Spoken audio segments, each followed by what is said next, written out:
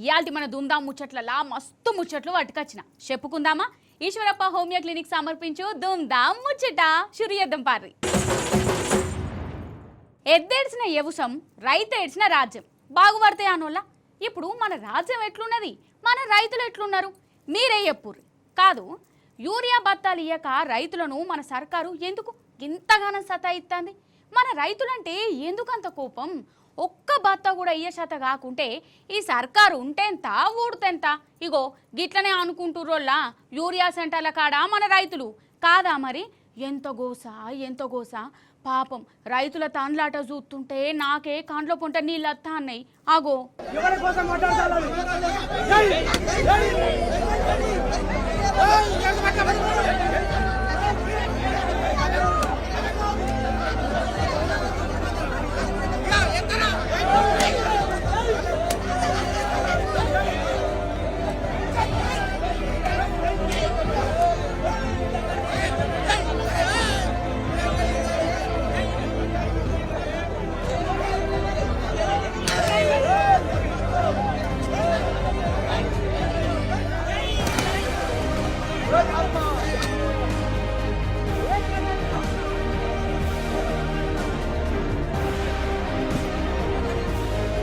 ఇన్నారా ఇలా తన్లాట చూసిర్రా?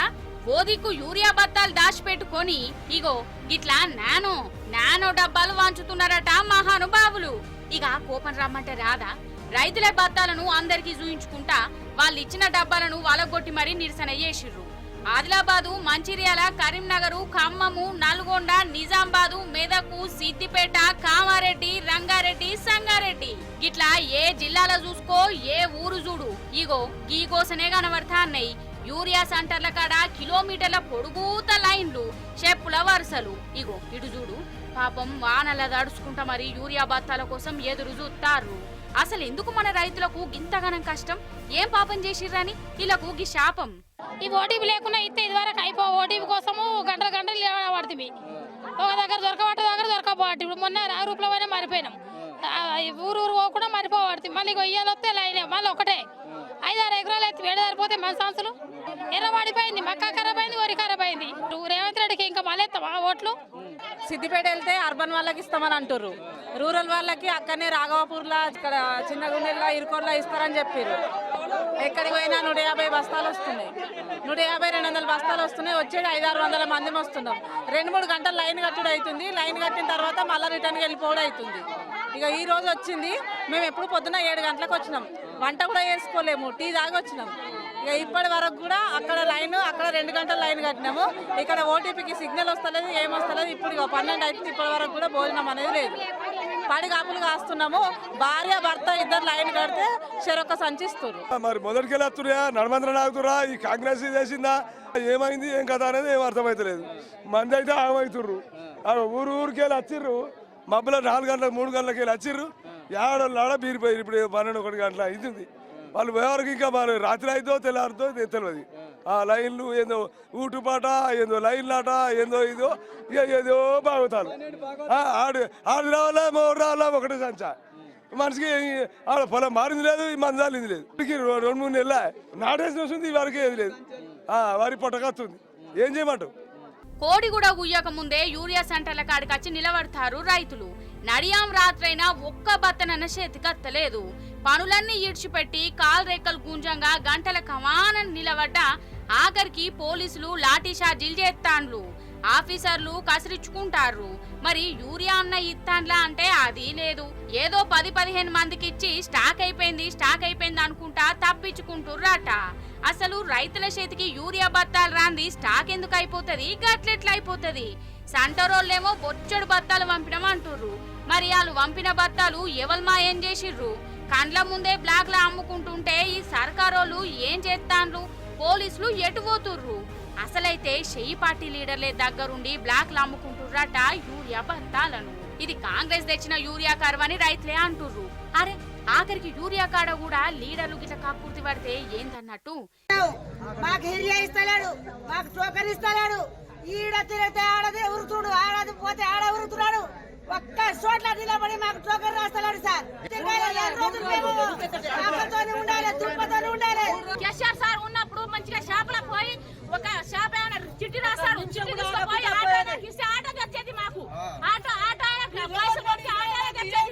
ఇప్పుడు మేము వారం రోజుల నుంచి షాప్ మంత్రి దాకా తిరిగితే ఈడ రాస్తారు, ఆడ రాస్తారు అన్ని తిప్పుతారు. వారం రోజులు తిరుగుతున్నావు,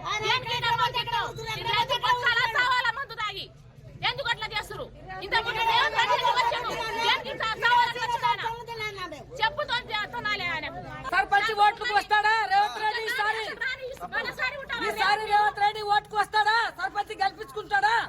దండాలో దిగుతాడా? నిజం చెప్తున్నా, ఈ 2 ఏళ్ల సంధి తెలంగాణ రైతులు నరకం అంటే నరకం చూస్తాన్లోలా.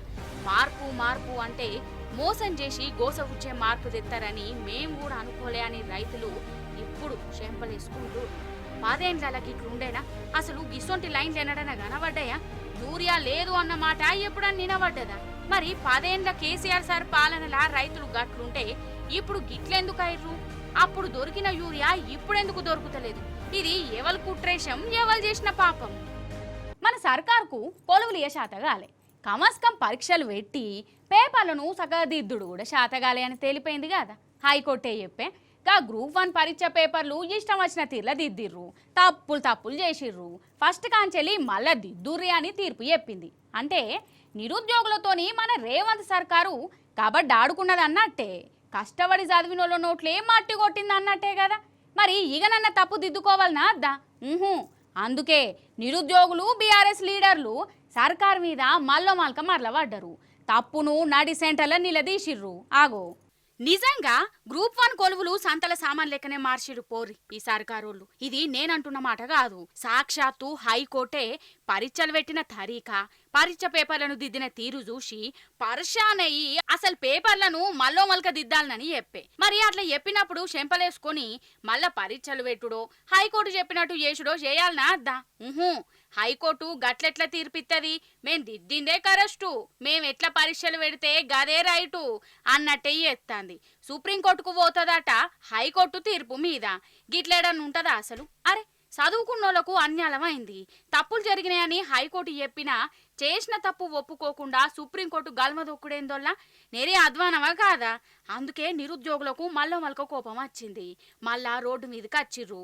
బీఆర్ఎస్ ఆధ్వర్యంలా రాష్ట్రం అంతటా ధర్నాలు, రాస్తారోకలు నడిచినాయి. పరీక్షను రద్దు చేసుడే కావాలి అని పోరాటం చేస్తుర్రు. నిరుద్యోగుల కడుపు కొట్టిన రేవంత్ రెడ్డి రాజీనామా చేసుడే కావాలి అని డిమాండ్ చేసుకుంటా రోడ్డెక్కిర్రు.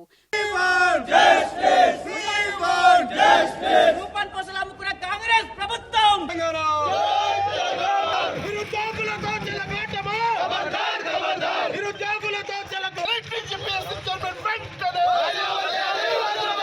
కొలువుల మీద గింత పెద్ద కుంభకోణం జరిగిందని పోరాడుతున్నోళ్లను పోలీసులు ఎక్కడికక్కడ అరెస్టులు చేసిర్రు. వాళ్ళ గొంతు బయటకి రాకుండా కుట్రేషమేసిర్రు. గిదా ప్రజాపాలన అంటే? గిట్లనే ఉంటుందా? అన్యాయం మీద నిలదీసినందుకు, నిరుద్యోగుల తరపున కోట్లాడినందుకు ఎక్కడికక్కడ అరెస్టులు, లాఠీ చార్జీలు చేస్తారా? వాల్యుయేషన్ లో కూడా చాలా అక్రమాలు చేయడం వల్ల చాలా మంది విద్యార్థులకు నష్టపోయింది. ఇవాళ మొత్తం తెలుగు రాష్ట్రంలో తెలుగు మీడియం విద్యార్థులకు అన్యాయం జరిగే విధంగా ఈ పబ్లిక్ సర్వీస్ కమిషన్ ఇవాళ వివరించడం వల్ల చాలా మంది విద్యార్థులు నష్టపోయారు. కాబట్టి వాళ్ళపైన చర్యలు తీసుకోవాలని చెప్పి ఈ గ్రూప్ 1 రద్దు చేసి ప్రెసిడెంట్ కోసం ఇవ్వాలని చెప్పి ఇవాళ మేము డిమాండ్ ఇస్తా ఉన్నాం. ఇవాళ గతంలో కేసీఆర్ గారు ఉన్నప్పుడు 55 జీవో ఇవ్వడం వల్ల చాలా మంది బీసీ వర్గాల వాళ్ళకు న్యాయం జరిగే విధంగా ఆరోపిస్తే ఈ ప్రభుత్వం వచ్చిన పోస్టులు అమ్ముకోవడానికి ఇవాళ అసలు నిజంగా ఈ సర్కారుకు నియతిగా కొలువలియాలని మనసులున్నా, కష్టపడ్డోళ్ళకే న్యాయం చేయాలని ఉంటే సిబిఐ ఎంక్వైరీకి ఇయ్యాలి గట్లెట్ల తప్పులు దిద్దిర్రని. కానీ గవి చెయ్యరట. ఒక్క ఉద్యోగాన్ని 3 కోట్లకు అమ్ముకొని ఇప్పుడు బండారం బయటపడుతోనే నిలదీస్తున్నందుకు అరెస్టులు చేసుడు. గిరేం తరీకా, గిరేం పాలన? అసలు ఈ అరెస్టులేంది, లాఠీ చార్జులేంది? యూరియా అడిగిన అరెస్టులే, మా భూములు మాకే కావాలి అన్న అరెస్టులే, కొలువులు నియతిగా ఇయ్యాలని అడిగిన అరెస్టులే. ఏంది ఇది? అంటే ఈ దోపిడీ మీద ఎవ్వలే మాట్లాడద్దా? ఇదేమన్నా నియంత రాజ్యమా? గిట్లనే గరమైతురు నిరుద్యోగులు. నిజం చెప్తున్నా, మన రేవంత్ సార్కు సోషల్ మీడియాను చూస్తే చాలు గజ్జుమ అంటది. అంతేనా కాదా? ఇక సారే ఎన్నో మాటలు చెప్పే ఈ సోషల్ మీడియా, యూట్యూబ్ నాశనం చేస్తానే, అట్లా చేస్తానే, ఇట్లా చేస్తానే అని. అంతేందుకు, సర్కారు చేసే ఘన కార్యాలు సోషల్ మీడియానే బయట పెడుతున్నది. సోషల్ మీడియాలో పోస్టులు పెట్టినందుకు ఎంతో మందిని అరెస్టులు చేస్తూనే ఉన్నారు, జైల్లేసిరు. అరే తప్పును తప్పు అని సోషల్ మీడియాలో చెప్పుడు కూడా తప్పేనట. ఇదెక్కడి అన్యాయం? ఇగో గిట్లనే అన్నది కోర్టు. మరి రేవంత్ సర్కార్కు మల్లో మల్కం మొట్టికాయలేసింది, చూడుర్రి మీరే. ఈ 20-22 నెలల సంధి మన సర్కారు పాలన ఎట్లున్నదో, ఏ తీర్లో దూసుకోబోతుందో మీరు చూస్తూనే ఉన్నారు. పాలన పక్కకు పెట్టి పోలీస్ కేసులలో మాత్రం దూసుకుపోతూనే ఉన్నది. అవునా కాదా? సర్కారు గిడ తప్పు ఎత్తంది, రేవంత్ అనే చేసింది తప్పు. జనాలు ఆగమైతుర్రు, గోసపడుతురని సోషల్ మీడియాలో పోస్టులు పెట్ట పాపం ఖతం. పోస్టులు పెట్టినోళ్ళింటికి పోలీసులు ఓవుడు, బలవీటికి అరెస్ట్ చేసుడు, జైల్లేసుడు, ఇదే కథను అర్థాంది. అరే రాష్ట్రంలో ఏమైతుందో కాన్సకం సోషల్ మీడియాలనన్న చెప్పకుంటే ఎట్లనోళ్ళ గట్లా ఓర్వకుంటే ఏందన్నట్టు. గిట్లా అడ్డగోలు అరెస్ట్ల మీద హైకోర్టు మన సర్కార్ను చెంపదెబ్బగొట్టినట్టు చేసింది. సోషల్ మీడియా పోస్టుల వంకతోని అరెస్టులు చేసుడు కరెస్టుగానే కాదు, అది అన్యాయం. ఇది ప్రజాస్వామ్యం ఎట్లయితది అని నిలదీసింది. అసలు రాజకీయంలో నడిచే తప్పులు సోషల్ మీడియాలో పెడితే తప్పుగానే కాదు, అది నేరం ఎట్లయితదని అన్నదోళ్ళ కోర్టు. అధికారం ఉన్నది కదా అని కానున్న పట్టించుకోకుండా రుబాబ్ చేసుకుంటా అరెస్టులు చేస్తే ఊరుకునేదే లేదని చెప్పింది. అంటే ఇన్నొద్దులు ఈ షెయి పార్టీ సర్కారు బీఆర్ఎస్ లీడర్లను అన్యాయంగా అరెస్ట్ చేసిందని తేలిపోయింది అన్నట్టే కదా.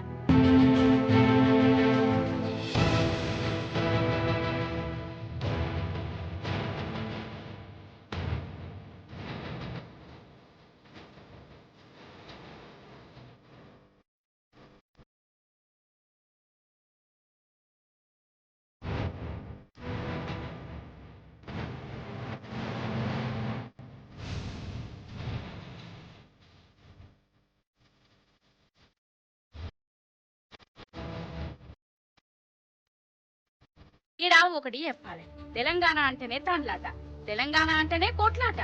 మంచి ఎత్తే మర్యాద ఇస్తుంది, నెత్తి మీద పెట్టుకుంటది. అడ్డం దిడ్డం చేస్తే బరిగీసి నిలదీస్తుంది. ఇట్లా నిలదీసుడు పోట్లాడు మనకేమన్నా కొత్తనా? ఎన్నో కేసులు పడ్డాయి, ఎన్నో దెబ్బలు తిన్నాం. తెలంగాణ తెచ్చుకున్న తెలంగాణ నాగం చేస్తే ఊకుంటామా? సోషల్ మీడియా పోస్టులు పెడితే అరెస్టులు చేసిర్రని నిజాన్ని బయట పెట్టకుండా ఉంటామా? అంతేనా కాదా? అసలు ఈ దొంగతనాలు ఎట్లా చేయాలనో సినిమాలు చూసి నేర్చుకుంటుర్రా, లేకుంటే దొంగలను చూసే ఈ సినిమాలలో దొంగతన సీన్లు తీస్తారా? దొంగలు సినిమాలు చూసి చెడిపోతారా, లేకుంటే దొంగలను చూసే సినిమాలకు దిక్కుమాల ఉపాయాలు వస్తానయ్యా? గిదే నాకు సమజైతే లేదోళ్ళ. ఇక మీరు ఏమన్నా అనుకోరు కానీ అనుకునేదేమున్నది, కొందరు దొంగలు చేసిన సాహస విన్యాసాలు చూస్తే మీ మెదట్లకు కూడా నా లెక్కనే అనుమానాలు కొడతాయి. అంతలావైతే చూడుర్రి మీరు కూడా. వీళ్ళని చూసినాక నాకు గట్లనే కన్ఫ్యూజ్ కొట్టిందులో. మీరైతే ఇది మంచిగా చూడురి.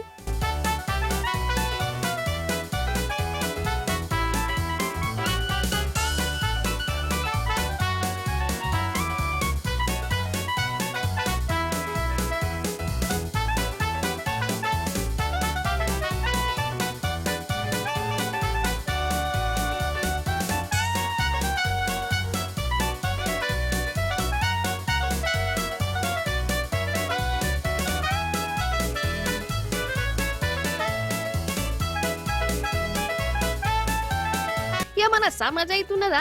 సమాజైనట్టు కొట్టిందా? నేను చెప్తా. గా ధూమ్ సినిమాల కదా, సినిమా దొంగలు ఎట్ట దొంగతనాలు చేస్తారో బయట ఒరిజినల్ దొంగలు వాళ్ళని మించి చేసురులా. ఓ దిక్కు సామాన్లలోడుతోని లారీ పోతనే ఉన్నది. అంతల్నే ఇద్దరు దొంగలు అలారి మీదకెక్కిర్రు. అందున్న సామానంతా రోడ్డు మీద పడేస్తుంటే లారీ వెనకల్నే బండి మీద వస్తున్న వీళ్ళ దొంగలు ఆ సామాన్ తీసుకొని పోతుర్రు. నిజం చెప్తున్నా, ఫైటింగులు జంపింగులు అనుకుంటా కోట్లు తీసుకునే సినిమా హీరోల కంటే వీళ్ళే తోపులు అనిపిస్తున్నది. ఎందుకంటే హీరోలకు డూపులు గ్రాఫిక్స్లను పెడతారు కావచ్చు, కానీ ఈ దొంగలు మాత్రం ఒరిజినల్ స్టంట్లు చేసి సినిమాలోనే చక్కెర పట్టించేటట్టు చేస్తురు కదా. ఇంతకు ఇది ఏడ జరిగిందో చెప్పాలే కదా, మహారాష్ట్ర హైవే రోడ్డు మీద. ఇక వీళ్ళ సాహసాలు చూసి పోలీసోళ్ళు పరేషాన్ అయిపోయి వాళ్ళను ఎట్లనో గట్ల తిప్పలు పడుకుంటా దొరకబట్టిరనుకో. సరే, దొంగతనం ముచ్చట వచ్చింది కాబట్టి ఇంకోటి చెప్తా. దొంగలతోని కొట్లాడిన ఈ అక్కను ఎంత తారీఫ్ చేసినా తక్కువే. అయితే ఈ అక్క ఆటోలో పోతున్నది, కానీ ఆ డ్రైవర్ గాడు దొంగోడు. వానుకో దొంగల బ్యాచ్ ఉన్నది. ఈమె ఆటో ఎక్కుడుతోనే గా దొంగలు ఆమెను బెదరగొట్టి నగలను దోసుకునే ఉపాయం చేసిరట. కానీ ఈ అక్క బెదరలే, ఆటోనే పట్టుకొని ఉన్నది. వాళ్ళు ఆటో నుంచి కింద పడేద్దామని చూసిరట. దొంగలను పట్టించేందుకు దాన్నే పట్టుకొని యాలాడుకుంటా రోడ్డు మీద పోతున్నోళ్లను సాయం కోసం పిలిచింది. అగో అందరినీ పిలుస్తున్నది చూడు.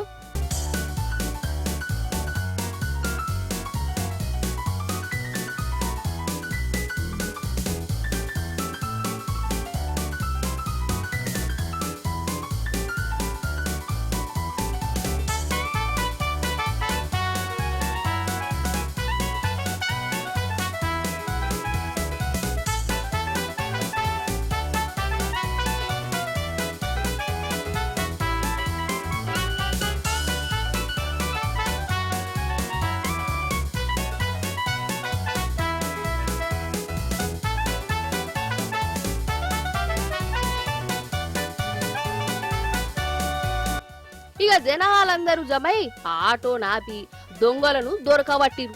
నిజంగా ఈ అక్క గ్రేట్ కదా. పాపం పానం అడ్డం పెట్టి మరి దొంగలను పట్టించిందంటే ఆమె ధైర్యాన్ని మెచ్చుకోవాల్సిందే కదా. శభాష్ అనుర్రి మరి. ఏ మాట కా మాటేనోళ్ళ మందు తాగితే మనుషులకు మస్తు ధైర్యం వస్తుందట కదా, నిజమేనా? ఇక కిక్కెక్కితే చాలు నా బలం ముందు బాహుబలి కూడా బుగ్గగాడే అయిపోతాడని అనుకుంటారట కదా తాగుబోతులు. అంటే కొందరు శకలు చూస్తే గట్లా అనిపించింది. మరి అంతెందుకు, పామును దూరంకెళ్ళి చూస్తేనే మనకు గజ్జుమంటది. ఆ సొంటిదోళ్ళ ఒకని ఒక పాము కాటు పెట్టింది. అట కాటు పెట్టినప్పుడు సాదా సీదా మనుషులు భయపడతారు కదా, దావకను కురుకుతారు. కానీ తాగుబోతులు గట్ల కాదు, ఇగో గిట్ల కూడా చేస్తారు. చూడురి మరి. ఈ అసలు శకలు చిన్నగా లేవు కదా తాతయ్య, చూసినావా? మెడల పాము నేసుకొని తిరుగుతున్నాడు. అగ్గరో అసలు ఆగుతలేడు కదా. ఈ తాత ఆంధ్రాయనే ఫుల్లుగా తాగిండు. సొలుక్కుంటా పోతుంటే ఈయనకు తాస్పాము ఎదురొచ్చింది. దాన్ని మెసిలిచ్చినట్టు చేసిండు. అదేమో కాటు పెట్టింది. తాతకు బీపీ లేచింది. అసలే తాగున్నాడాయే. ఇక గుండెల నిండా ధైర్యం ఉంది ఉంది ఉంది అనుకుంటా వాళ్ళ డిప్యూటీ సీఎం లెవెల్ దూసుకుపోయిండోళ్ళ. పామును మెడలేసుకొని ఊరంతా తిరుగుకుంటా నన్నే కాటు పెడతావా బిడ్డ అని దాన్ని ఆగమాగం చేసిండు కదా. ఆగ చూడరాదు తాతగారి సర్కస్ ఫీట్లు.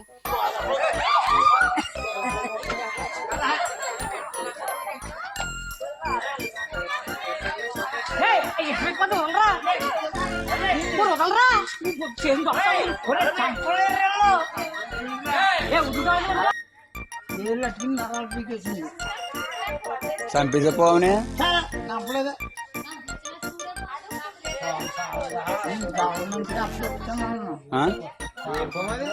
ఇక జనాలేమో భయపడుడు. దాన్ని ఇడిచిపెట్టురా నాయన, కిరివిలేపకు అన్న ఈనుడే లేదోల్లా. ఇక జరసేపటికి ఈ పాముకు కూడా ఓపిక వేయింది. తాగున్నాడని సపోర్ట్ కూకుంటుంటే వీడేంది ఓవర్ యాక్షన్ చేస్తాడు అనుకున్నది కావచ్చు గాని మల్లమల్క కాటు పెట్టింది. అయినా తాత మాత్రం తగ్గేదేలే అన్నట్టే చేసిండోళ్ళ. ఆగు ఈ లాస్ట్ కు ఊరల్లే పామును ఈయనను వేరు చేసిర్రు. ఇక పామును చంపి తాతను దావఖానకు తోలుకపోయారు. కానీ చూడు, పాము కాటు పెట్టిన తాత అదరలే బెదరలే. దాని అంతు చూస్తా అనుకుంటా పాముకే చక్కెర వచ్చేటట్టు చేసిండు. అసలే ఈ నడుమ చంద్రాల సారు అక్కడ కొత్త రకం మందు తెచ్చిండట. ఆ మందు పవరే కావచ్చిది. ఇక ఈ మత్తు మందు దిగినాక ఈయన కథంతా ఈయనకై చూయించాలి. అదో బాధ. అయ్యో నేను తాగిన మత్తుల గట్ల చేసిన, నా ఇజ్జత్ వాయే, నా పానం పోవు అనుకుంటా ఇంకో సీసా వాటికచ్చుకొని మళ్ళా తాగుతాడు కావచ్చు. ఏం తాగుబోతులో ఏమో పోరి. తాగితే గాయంతో సోయి ఉండదా మనుషులకు? ఇవి ఇయాల్టి దుందాం ముచ్చట్లు. మళ్ళా ఎపిసోడ్లో ఇంకిన్ని ముచ్చట్లు పట్టుకొని వస్తా. నమస్తే.